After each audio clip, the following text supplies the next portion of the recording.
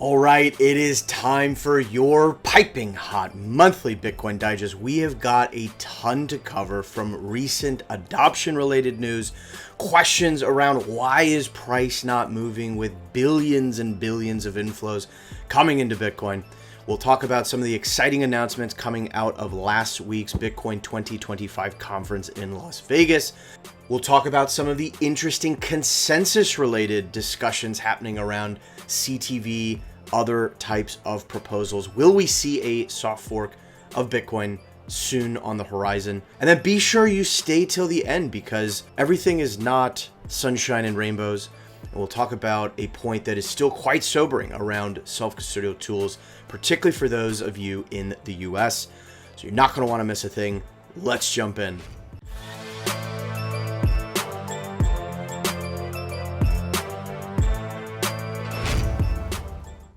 All right, so if you've been paying attention at all in any way, shape, or form, you are aware that the chorus of companies and ETFs sucking up Bitcoin right now is arguably at an all-time high. You can go to bitcointreasuries.net, which is a great resource that goes through and tracks different Bitcoin buys that are happening across these different entities. You know, near the top here, you can see, of course, the well-known ones, MicroStrategy, but there have been so many others that have been added to this list and that continue to grow. Particularly recent highlights include GameStop, having announced just last week that they bought, I think it was close to $500 million, so close to 5,000 Bitcoin now on their balance sheet. That was anticipated, but we confirmed that that was the case. You have MetaPlanet continuing to suck up Bitcoin, and that is particularly interesting given what is happening in Japan right now with government bonds, Japanese government bond yields going up at a time when the dollar's strength relative to the yen is sort of down, which historically has not happened. So it is very clear that bond markets are in some degree of fear right now. And so MetaPlanet being in Japan, this sort of Bitcoin acquisition vehicle, I think is going to be really, really interesting and explosive. You had David Bailey's Nakamoto that announced its merger with Kindly MD. So you've just got new companies spinning up every day whose sole purpose is to acquire Bitcoin. You have Jack Mallers' 21 Capital, so this sort of joint effort across Tether, Cantor Fitzgerald. You officially had 3.9 billion in Bitcoin get seeded into 21 Capital. I don't think that's a net new buy, but nonetheless is a starting point from which they will accumulate a lot more. PSG, who just achieved a massive victory in the Champions League final against Inter Milan, for those that follow that. But they also made notable news last week when they announced that they had bought Bitcoin to their balance sheet. They have a very young fan base, so, you know, the first sort of football club or soccer club that's purchasing Bitcoin, very interesting to see as well. You've got restaurant chains in Bahrain. You've got the European sort of strategy equivalent blockchain group buying tens of millions of dollars of Bitcoin. You've got Vivek Ramaswamy's Strive Asset Management, which just secured $750 million in financing to buy Bitcoin. So this is happening like every day, right? There's like new announcements every single day. And I do see this sort of like Bitcoin treasury company as a sort of, you know, forming bubble whose implications it's not really clear. But suffice it to say, anyone who thinks like, oh, this is, you know, or this is just this, you know, it's a super cycle, there's never going to be another kind of extended bear market, like, I don't quite think that is true yet. But it is nonetheless crazy, right? In, you know, all my years of sort of tracking this, we have never seen anything remotely like this. And again, that doesn't mean that there's not going to be downsides to this. All sorts of companies, you know, borrowing and using debt to finance acquisitions of Bitcoin, right? Like that can and probably will go wrong at some point. But the level to which this institutional adoption is accelerating is simply crazy. And so a lot of people are asking, like, what in the heck? Why is price not moving? We're sort of hanging out at, you know, 104, 105, whatever. And I think Willy Woo here puts it really succinctly. It's like, who are the idiots selling? Well, it's like mostly OGs and whales. And as he points out, this segment of users has largely on net been selling since 2017. And you're like, well, why would they do that? Keep in mind, some of these folks bought Bitcoin when it was $100, $200, $300, and they have held sort of all of that time. So I certainly don't think they're stupid, and they, are potentially just taking money off the table. And this was always how it was going to happen, right? This is how distribution of coins happens. I think a lot of people sort of conflate price and supply. It is price that unlocks new supply, not the other way around. Like, yes, where demand and supply crosses, sort of that equals price. But with a highly what's called reflexive asset like Bitcoin, it really is price that is unlocking new tranches of supply. And make no mistake, like, there will always be supply available to sell. Always, right? It just depends how much you can unlock at each price level. So OGs are selling, whales are selling into this just ferocious buying from institutions. But make no mistake, even though there will always be supply to be sold, that doesn't mean that we're not continually chewing up the available supply at a certain price level. So I think right now, we may continue to see some sideways chop for the moment. But I am standing by my prediction that I made earlier in the year. You can go back and check out, I think it was the first video that went out on my channel in 2025 with just predictions for this year. I still think we're going to see 200K Bitcoin this year. And I think those fireworks, as I said in that video, are likely to happen, later this year. There's a lot of interesting macro stuff that I'm not even going to get into in this video. But, just look no further than the last day or two of headlines. Trump and Elizabeth Warren agree that we should just totally remove the debt limit in the United States. And so that tells you more than anything that doesn't matter who's in power, right?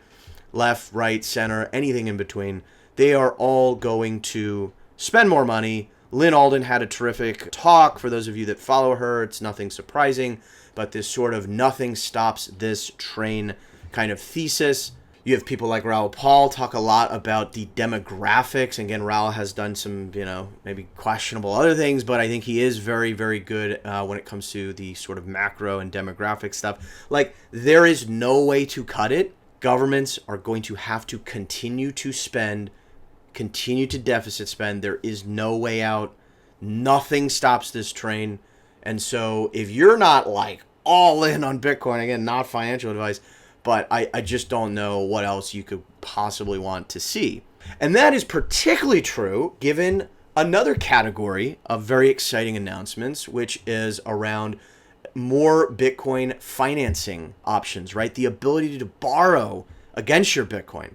This really, I think, is the huge unlock for people to go like truly, truly all in on Bitcoin, right? Like, I don't want to sell my Bitcoin. I don't want to have to deal with tax BS. I don't want to, and so how do I get around that? Well, you can borrow against your Bitcoin. And so you have a number of traditional incumbents that are getting in on this.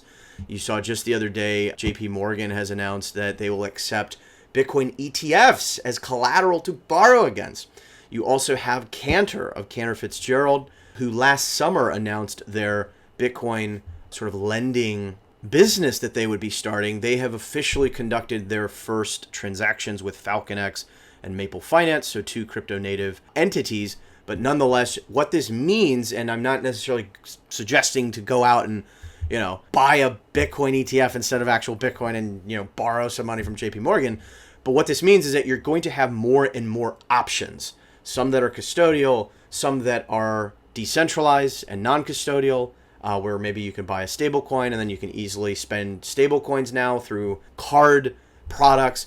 So you're going to have more and more options, and those interest rates, which currently are about 12%, it's like not great.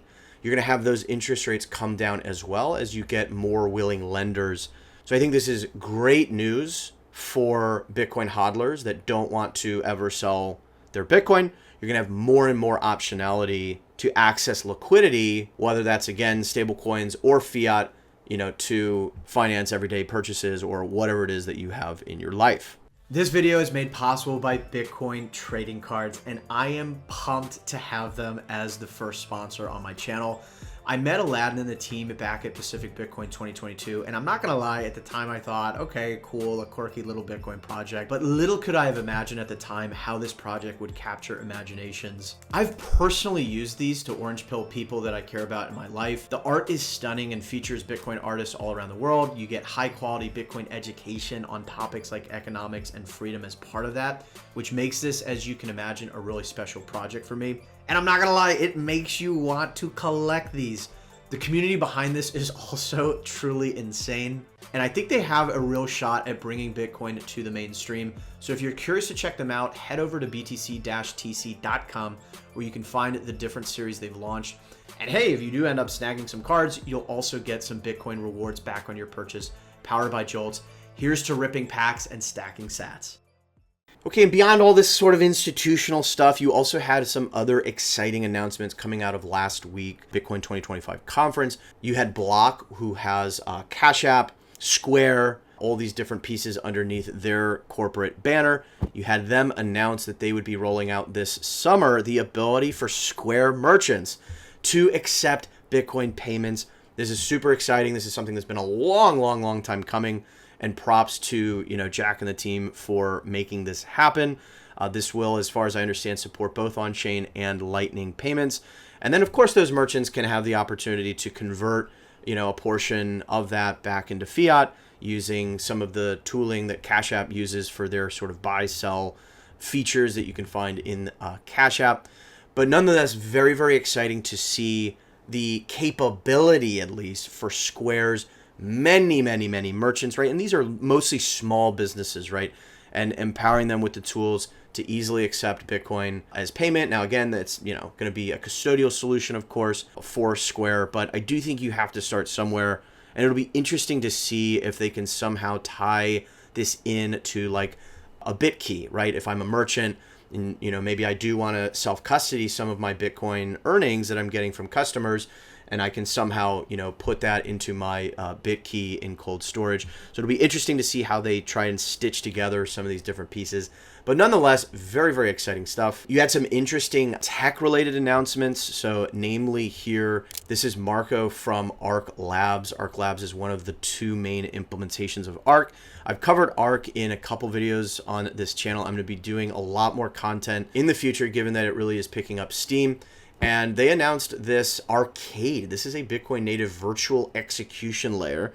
I'm not going to go into a ton of detail in today's video on this, but this could very well be a big deal. And I say could because, one, I haven't myself sort of thoroughly gone through what they do have available, which is not a ton yet, but they do have some docs available that you can check out. But I do know Marco and the team, and they are legit. So this is a very, very exciting possibility as well that really reinvents how we think about programmable money, Bitcoin, building some of these interesting financial applications, which I think, right, DeFi is this like besmirched term, rightly so, but I don't think anyone would argue if you care about self-sovereignty, like you probably should also care about being able to do things like trustlessly borrow against your Bitcoin, different things like that. So exciting to see some more there. Again, be sure you're subscribed because I will be covering that in some degree of detail in future videos.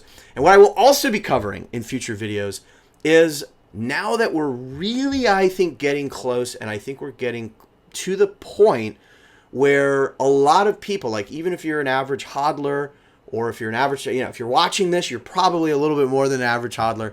Like we're getting to the point at which you should probably be paying attention to some of the discussions around potential soft fork proposals, right? We had all that drama, and I did a whole video on the filtering, right? Op return, all that sort of stuff. So like, go watch that video if you are unaware. But I think the real debate, the like meaningful stuff that we should be talking more about are some of these soft fork proposals and what seems to be reaching a pretty high level of consensus. And again, that itself is a squishy thing. I've done a video in the past of like, what even is consensus? Like, who even are the different entities and parties and groups that help inform consensus? What is the process by which that consensus is made? So check that out if you're curious about that. It's very interesting. But we are reaching, I think, pretty clear consensus on a combination of two new opcodes. One is CTV, check template verify, and one is CSFS, check sig from stack. The combination of these things unlocks quite a lot. I did a CTV video like 3 years ago, something like that. So this has been discussed. This could possibly be the most well-reviewed proposal in Bitcoin's history, which, is saying something, right? There's a very slow and deliberate, and this is for good reason, development process by which Bitcoin changes and upgrades. But there are all sorts of applications. And again, I'm going to do a whole deep dive, likely in my next video, on these proposals. What would they empower and unlock? But in a nutshell, you get big improvements to the Lightning Network, big improvements to some of these emerging L2s like Arc. You get, smart wallet and vault type functionality that even if you're a hodler and you're like, I don't care about anything else, this also is relevant and useful for you to give you additional levers by which you can secure your Bitcoin. So this has something for everyone, and I think it is extremely de-risked at this point. That doesn't mean it's riskless. Any change, of course, has some degree of risk, but the risk-reward trade-off and the amount of consensus in the community, I think, is mounting, and I think it is very possible that we see this sometime next year. We'll talk about that more in a future video, but I wanted to highlight that, and you can even track this as well. There is this page on the Bitcoin sort of wiki page here entitled Covenant Support, and you can see the different opcodes and different developer, and importantly their affiliations, support or lack thereof of these different proposals. And if you just quickly scan this, you will see that CTV and CSFS and OpCat, to be clear, are by far and away the most, the thing that people are most excited about. There's something called L-Enhance as well, which does not just CTV and CSFS, but also 2 additional opcodes, pair commit and internal key. Again, we can talk about that. But in any case, pretty interesting. Again, I think we have reached the sort of critical fever pitch where paying attention is going to matter. Now, this process, will likely unfold over still yet another year. But I do think it is important, even if you're an average hodler, to be aware of what is happening and to be informed so that you can make, judgments if you're running your own Bitcoin node. If you're not, I have all sorts of tutorials on this channel about why you might want to do that and how to do that in different ways. But stay tuned. Again, subscribe if you're not already, because there is some really, really interesting stuff happening. It is an exciting time for Bitcoin in many, many ways. But again, it's not all sunshine and rainbows. And so the call to action, particularly if you're in the US, that I wanted to leave at the end of this video is around following up on some of this absolute nonsense that we've seen unfold over the last couple years now with the Tornado Cash case, the Samurai Wallet case, right? Basically what happened was the US DOJ, Department of Justice, and again, this was under the Biden administration, but they basically just it's called, regulation through prosecution, right? No due process. It's just we're going to assert that you committed some crime. We're not even going to justify why we think that. You've had developers thrown in jail, and now with costly, criminal trials. And so despite, Trump and, this now new administration's seeming and apparent support of the industry, make no mistake, we haven't seen any sort of recognition of this. We've been talking about Bitcoin reserve bills. We've been talking about genius stablecoin acts. And make no mistake, those are big and important in their own right. But I would argue those pale in importance relative to what is now being proposed. It is called the Blockchain Regulatory Certainty Act.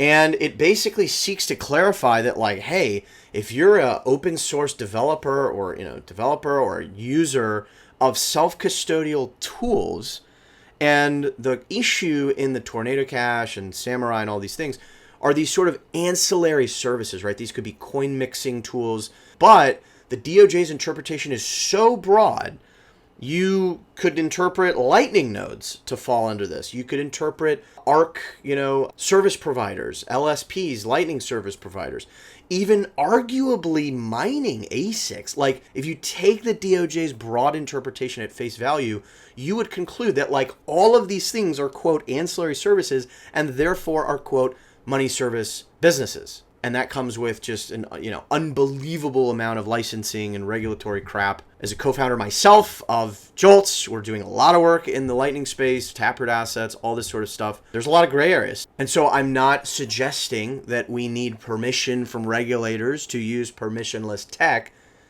but I am saying that it would sure be nice to have some legal cover to avoid having open source developers of self-custodial tools, right? Tools that are not custodying any customer's funds. It would be great to have some legal cover to avoid having them thrown in jail or having you, the user or the node runner, prosecuted for doing something that quite simply is not money transmitting, right? All this nonsense.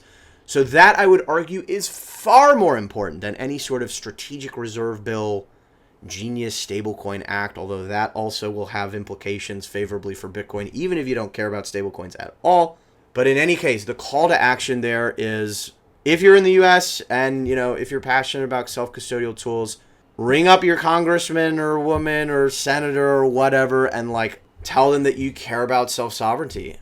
And they may not care at all, but look, I think politicians are, it's human nature. They're greedy. They want to retain power. And there's a huge signal in this industry, coming from this industry. They're like, whoa, Bitcoiners are like a force to be reckoned with. Certainly the broader, crypto industry as well. But there's a lot of people who feel strongly about this stuff. Like, I better, get on board. So it does make a difference. In any case, that's all I had for today. I hope you found this valuable and insightful. If you did, you already know what to do. Give this video a like. Share this video out. That really does help get this to a broader audience. And again, some of these topics, particularly around consensus, I think are things we should be discussing a lot more. And if you are so enamored with this content, you want to donate to a pleb, which really does help me continue to make these videos. You can do so in a number of ways. There's the YouTube Super Thanks feature built directly into YouTube. Or my preference, you can zip some sats my way over the Lightning Network to my Lightning address, ragermajor@getalby.com.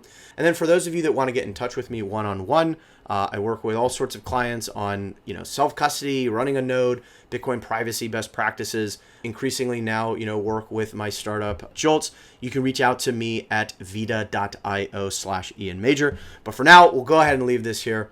As a reminder, every sat counts, especially in a world where institutions are hungrily gobbling up every Satoshi they can get their hands on. And until next time, my friends, I'll see you then.